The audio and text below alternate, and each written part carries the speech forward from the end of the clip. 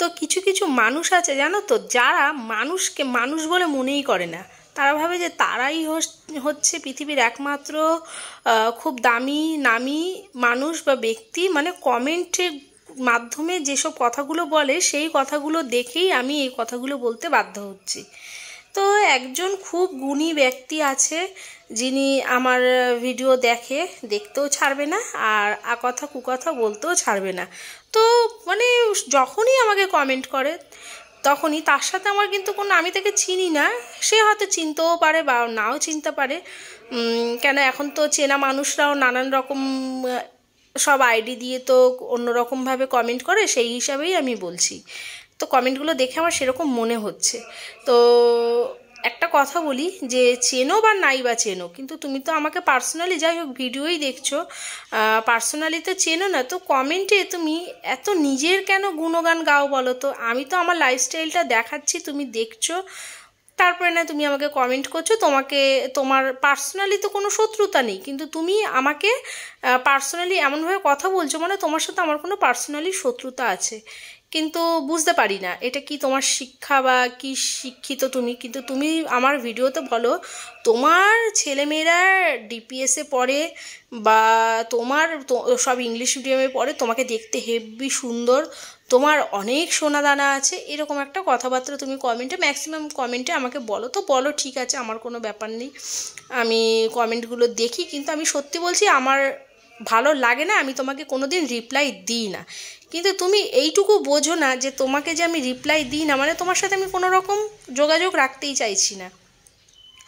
তো আমার সাথে যদি কেউ এরকম করে, আমি কিন্তু তাকে আর দ্বিতীয়বার মানে জোর করি না যে কথা বলার জন্য, যে সে চাইছে না যখন, আমি বলবো না। তো তুমি যখন এতই শিক্ষিত, তোমার যখন এত গুণ, তুমি কি করে বোঝো না, আমি সেটাই বুঝি না। তো বন্ধুরা, তোমাদেরকে না একটা কথা বলতে আমি বাধ্য হচ্ছি, জানো তো, তোমরা কমেন্টে গিয়ে মাঝে মধ্যে দেখবে, নামটা আর আমি বলছি না, আমার ভালোও লাগে না। তো তার বক্তব্য হচ্ছে সে খুব গুণী, সে খুব সুন্দরী। তো তার সবসময় কমেন্ট দেখলে সেরকমই মনে হয় যে তার মতো মানে পৃথিবীতে দুজন আর কেউ হয় না। তো যাই হোক, ভালো লাগে না, তুমি কমেন্ট আমাকে করো না, তো আমার একদম ভালো লাগে না, তোমাকে আর কি বলবো। তো চলো, আজকের কাজবাজগুলো একদম মর্নিং দিয়ে তোমাদের সাথে শেয়ার করছি। আর ভিডিওর প্রথমেই আমি কথাগুলো বললাম, যারা আমার প্রতিদিনের যারা বন্ধু, আমাকে যারা ভালোবাসো, তাদের কাছে আমি সত্যিই বলছি খুব লজ্জিত আমি প্রথমেই এই কথাগুলো বলার জন্য। কিন্তু না না বলেও মানে উত্তর না দিয়ে দিয়ে না তার এত সাহস বেড়ে গেছে যে সে যেরকম পারছে সেরকমভাবে আমাকে কমেন্টগুলো করছে। ওই জন্যই বলছি, কিন্তু যারা আমাকে ভালোবাসো তাদেরকে আমি সত্যি খুব সম্মান করি, খুব রেসপেক্ট করি। হ্যাঁ, তোমরা আমাকে কমেন্ট করো, আমি অনেক সময় তোমাদেরকে রিপ্লাই দিতে পারি না কমেন্টের মাধ্যমে।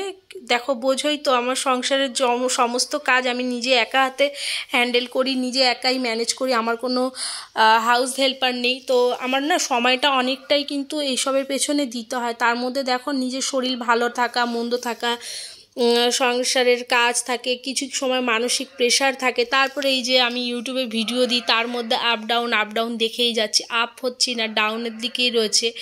তো মনটা তো খারাপ থাকে, সব মিলিয়ে ভালো লাগে না এক এক সময়। তো পড়ি আমি কমেন্টগুলো, সবই পড়ি, রিপ্লাই দেওয়া হয় না, পরে দিয়ে দিই বা ভিডিওর মাধ্যমে কিন্তু আমি দিই। আর এখন দেখলে আমি কিন্তু যত জামা কাপড় ছিল ঘর ঝাড় দিতে দিতে না, জামা কাপড়গুলো আমি ওই কিছুটা ভিজিয়ে দিলাম, কেন এই জায়গাটা জড়ো হয়েছিল, ওই ঘরটা ঝাড় দিয়ে বাসি বিছানা তুলে এবার আমি ডাইনিংটা ঝাড় দিতে এসে দেখছি যে জামা কাপড় সব ছড়ানো ছিটানো। তো তাড়াতাড়ি করে ওটাকে গরম জলে ভিজিয়ে রাখলাম, রাখার পরে এবার আমি চলো এই জায়গাটা ঝাড় দিয়ে পরিষ্কার করে নিই। আর একা একা নিজের সংসারের কাজগুলো করি, ভালোই আছি। যে আমি ভাবি তো যে যারা হয়তো নিজের ঘরে হাউস হেল্পার আছে তাদের খুব ভালো সময় কাটে, গল্প করতে পারে, কিন্তু না, মানুষের সাথে দূরত্ব বজায় রাখাটাই খুব জরুরি। মানুষ বেশি না, এখন যা দিনকাল, বেশি না উপকার করা বা বেশি না মেশাটাই ভালো তার দিক থেকে, একদম মানে অতি সত্য কথা। তো সবার ক্ষেত্রে বলছি না, যে তোমরা হয়তো ভাবতেই পারো যে কেন তুমি বলছো, নিজের জীবন দিয়ে, নিজের কর্ম দিয়ে, নিজে করে ভালো করে অভিজ্ঞতা অর্জন করেছি, বুঝলে, এর থেকে বেশি কিছু আর বলা যায় না। তো যাই হোক, আর যারা আমার ভালো ভালো বন্ধুরা রয়েছে আমার এখানে, তারা সত্যি আমাকে চেনো না জানো না, যারা আমাকে তাদের এত অমূল্য সময় দিয়ে আমার ভিডিও দেখো, তাতে আমার 100 জন ভিউজ, 100টা ভিউজ হলেও আমার কাছে সেটা অনেক বড় পাওনা। আর তোমরা যে আমার ভিডিওটা দেখছো কেন, আমার ভিডিওতে শুধুমাত্র আমার সংসারের কাজ রয়েছে, আমি কিভাবে ম্যানেজ করি, কিভাবে টাইম টু টাইম কাজগুলো করি, আমার ভিডিওতে কিন্তু কোনো রকম কোনো নেগেটিভিটি নেই। তার জন্যই আমি বলছি যে তোমাদের অনেক অসংখ্য ধন্যবাদ। তো এইটাই বলছি যে আমার বন্ধুরা আমাকে ভালোবেসে যে ভিডিওটা দেখছে, আমার যে ভিউজ হচ্ছে, সেটাতেই আমি অনেক সন্তুষ্ট। আজ না তো কাল, একটা দিন না একটা দিন ভগবান ঠিক হয়তো ফিরে তাকাবেনি, আর তারপরে তো অর্ধেকটা আমি ভাগ্যের ওপরেই ছেড়ে দিয়েছি। তো বন্ধুরা, এখন ঘরের মোটামুটি বিছানা টিছানা সবই তোলা হয়ে গেছে, আর এগুলো এখানে রেখে দিয়েছি, কারণ এখানটা একটু রোদ পড়ছে, এখানটা রোদ পাক, তারপরে নাহলে এগুলোকে ভাজভুজ করে বিছানাটার উপরে রেখে দেবো। ঘর ঝাড় দেওয়া এইটা বাকি আছে। তার আগে আমি তোমাদেরকে একটুখানি আমার রান্নাঘরের কতটা কি এগিয়েছে সেটা বলি। আর এখন কিন্তু ঘড়ির কাঁটা বাজে দেখো 10টা 40, কেন আমাদের ঘড়ি 10-15 মিনিট অলরেডি ফাস্ট আছে, তার জন্য। চিমনি চলছে, কথা বললে কিছুই তোমরা শুনতে পাবে না। তো দেখো এই যে এদিকে দেখো, আপাতত এই যে বাঁধাকপি সেদ্ধ হয়ে গেছে, এখানটা মাছ দেখো বের করে রেখেছি, ভাজাভুজি হচ্ছে, 2 পিস মাছ ভাজতে বসিয়ে দিয়েছি, এখানটায় ভাত হয়ে গেছে। তো তো এখানটা ভাত উপর দিয়ে দিয়েছি। মোটামুটি এখন অনেকগুলো কাজই এগিয়ে গেছে। এবার ঘর দেখি কিছুটা একটু ওই মোছামুছি করবো, ফ্রিজ ট্রিজগুলো, কেবিনেট টেবিনেট, আর বাদবাকি কাজগুলো যেমনি ডেলি থাকে আমার লাইফস্টাইলে, সেরকমই কাজ আছে প্রতিদিনেরই। তো দেখছি কি কি পরিষ্কার করার আছে আজকে যেহেতু সানডে, কিন্তু তাও একটু পরিষ্কার করব আমি, বুঝেছো। কালকে কয়েকটা কাজ আমার স্কিপ হয়ে গেছিলো, হয় না 2-1টা কাজ এদিক ওদিক হয়েই যায় মাঝে মধ্যে। তো চলো। তো সানডের ভিডিও আমি কিন্তু 2 দিন এডিট করতে পারিনি, কেন বলো তো, আমার না শরীরটা ভালোই লাগছিল না একদম, মানে গলা টলাগুলো ব্যথা ব্যথা ছিল, আর জ্বর না কিন্তু জ্বর লাগছিল, গা হাত পা প্রচণ্ড ব্যথা, মানে ভালো ছিল না একদম। আমি ওর জন্য ভিডিও করা ছিল, এডিট করিনি, ভালো লাগছিল না। তোমাদের সাথে তো আমি মিনি ব্লগগুলো প্রতিদিনই শেয়ার করি, যারা আমাকে দেখতে ভালোবাসো, আমার ব্লগ দেখতে ভালোবাসো, তারা কিন্তু আমার মিনি ব্লগের মাধ্যমে আমাকে ঠিক দেখেই নেবে, আমি এইটুকু বুঝি। তো যাই হোক, চলো এবার। আর ঘরের এদিকে রান্নাঘরেরও কাজ করছি, এদিকে ঘরের গোছগাছ পরিষ্কার, মানে একদিন না সংসারের আমি যদি কাজটা ব্যালেন্স করে না করতে পারি, ব্যাস আমার কিন্তু মনে হয় না সব ডিসব্যালেন্স হয়ে যায়। তো এদিকে দেখো ডাটা সিম, দেশি সিম, জানো তো এই সিমগুলোকে দেখলে মনে হয় না ওই বিমসের মতো, আর এই সিমগুলো খেতে আমার কর্তামশাই ভীষণ ভালোবাসে, তো তার জন্য নিয়ে আসে, মাছের ঝোলে খায়। তো এইদিকে দেখো টমেটো দিয়ে দিলাম, আদা জিরে আর কাঁচা লঙ্কা বাটা দিয়ে মাছের ঝোলটা করছি, একদম পাতলা হালকা ফুলকা। আর একটা সময় ছিল না আমরা ভীষণ তেল মশলা দিয়ে রসিয়ে কষিয়ে খাবারটা খেতাম, এখন জানো তো আমরা ওরকম খাইও না, আর ভালোও লাগে না। আর এখন দেখছি ওরকম খেয়ে না, আগে ভালো লাগতো খুব খেতে, ওরকম ছাড়া মানে খেতেই পারতাম না, কিন্তু ওই যে বয়সের সাথে সাথে সব কিছুরই একটু ম্যানেজ করে চলতে হয়। তো যেটা আমার 16 বছর 26 বছরে ছিল, সেটা তো আর আমার এখন হবে না, না এখন তো আমাদেরকে একটুখানি মেনটেন করে চলতেই হবে। আর সত্যি চলাটা খুব দরকার। আমার রনিও চায় যে আমরা না এরকম পাতলা ঝোলটলি খাই।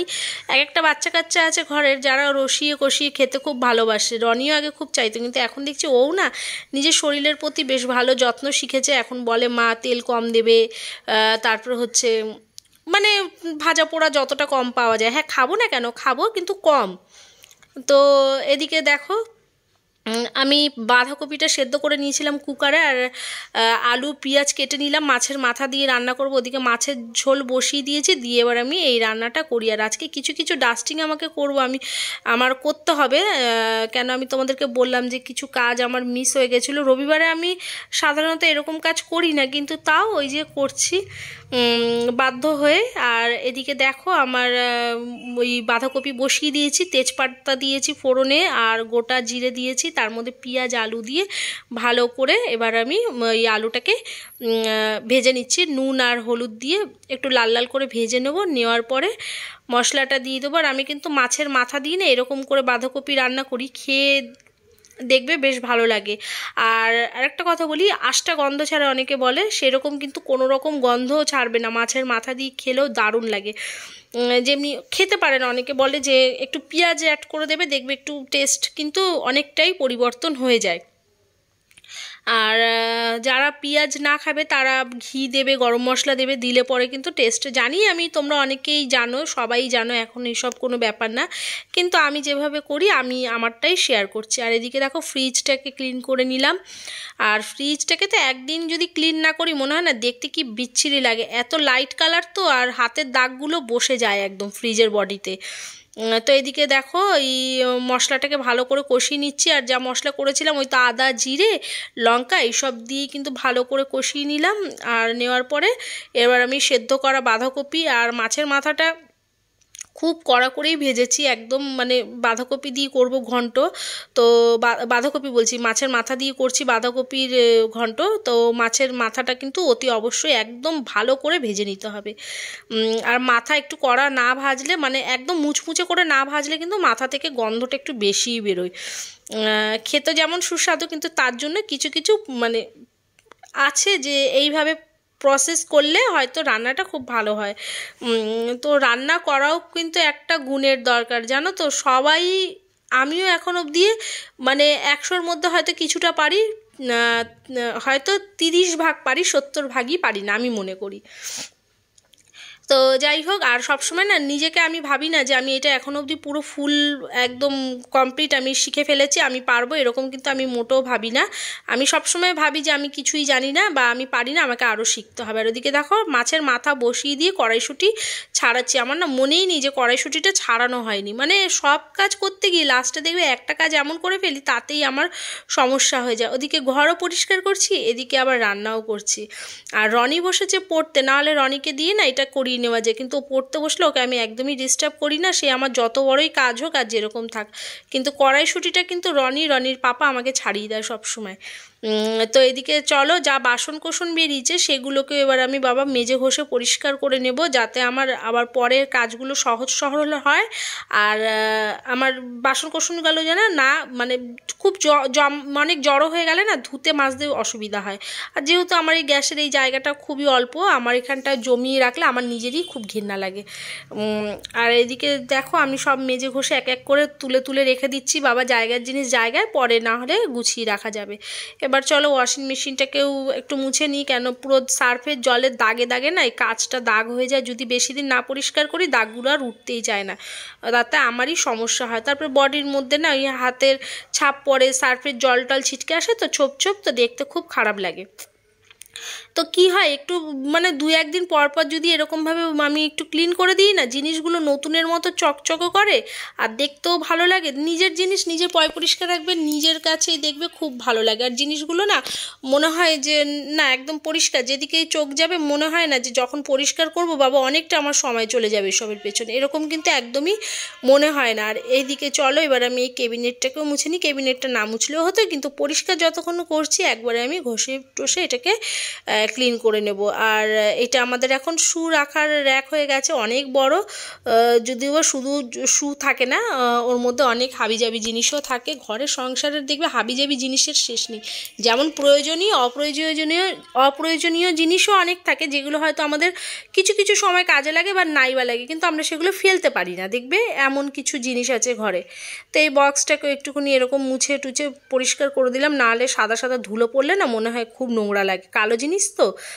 আর এদিকে আমার বাঁধাকপিটাও কিন্তু একদম রান্না কমপ্লিট, তো আমার ডান রান্না, মাছের ঝোল, বাঁধাকপি সবই হয়ে গেছে। আর ব্যাস এই তো, আর কি চাই, আর গরম গরম ভাত কমপ্লিট হয়ে গেছে। তো একবারে ঢেলে ঢুলে নিলাম আর কড়াইটা মাজবো। তো চলো, এই যে দেখো কালারটা দেখো কেমন হয়েছে, ভালো হয়েছে না? আর এই তো বাবা, এবার আমি গ্যাস ট্যাস মুছে পরিষ্কার করে নিই, কেন রেখে লাভ নেই বাবা, যত কাজ জমিয়ে রাখবো তত নিজের ও বেলার চাপ বেড়ে যাবে। আর এই মাছি টাছি চলে আসবে, কেন মাছের মাথা দিয়ে আমি বাঁধাকপিটা রান্না করেছি, তো ওই জন্যই বলছি। তো তোমাদেরকে একটু ফাইনাল লুকটা দেখিয়ে দিই। মাছের ঝোল, এই যে সজনা ডাঁটা দিয়ে, আলু দিয়ে, সিম দিয়ে, আর হলো এই যে আর একটা দেখে না, এই হলো বাঁধাকপির ঘন্ট মাছের মাথা দিয়ে কড়াইশুঁটি দিয়ে। আর এই তো কদিন পর বন্ধ হয়ে যাবে এই যে ভাত। তো রান্না বান্না কিন্তু সব কমপ্লিট, কিচেনও পরিষ্কার করা আছে, শুধু একটা কড়াই এখন পড়ে রয়েছে, কড়াইটা এখন আর আমি মাজবো না, কেন এখন আমাকে বাথরুমটা পরিষ্কার করতে হবে, মাথায় লাগাবো প্যাক, মুখে লাগাবো প্যাক, তো চলো, আর একটু ওয়েদারটা চেঞ্জ হয়েছে বলে এবার আস্তে আস্তে কিন্তু স্কিন কেয়ার, তারপর হচ্ছে হেয়ার কেয়ার করে নিচ্ছি। আর এতদিন যা ঠান্ডা পড়েছিল বাবারে বাবা, কিচ্ছু মানে করতেই পারছিলাম না। যে হোমমেড যেসব আমি ব্যবহার করি, আর আমি কিন্তু বাইরের কেনা জিনিস খুবই কম ব্যবহার করিই না বলতে পারো, শুধু বাড়িতে বানাই। বাড়ির যা যা হোম রেমেডিস সেগুলোই আমি কিন্তু সবসময় মাখি আমার চুলে, স্কিনে, সবসময় এরকমই। তাতে কম সুন্দর হবো, তাতেও চলবে।